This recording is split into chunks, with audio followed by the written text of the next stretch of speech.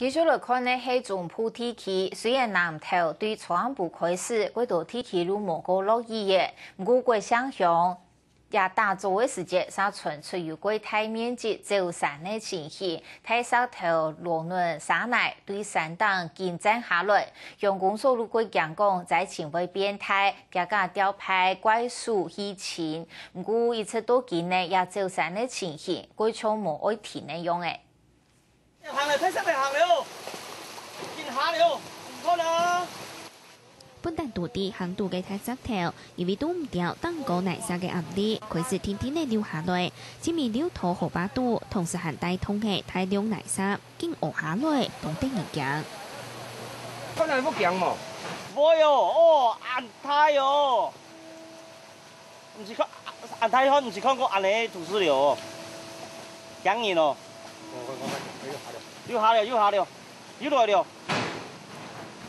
就啲健步走山，當天見面發現有退山嘅情形，呢度接到消息嘅民眾上水趕到現場關心，香港所尾圖接到同步過後，經記調派怪樹對前年河巴都嘅抒發同太石頭。當天見面講退山嘅事件並唔係完全冇收頭，因為去年嘅時老溪風災潛勢嘅時節，當個就已經出現斷層，而並冇做出地動嘅處理，將會促成一下按嚴重嘅退山事件。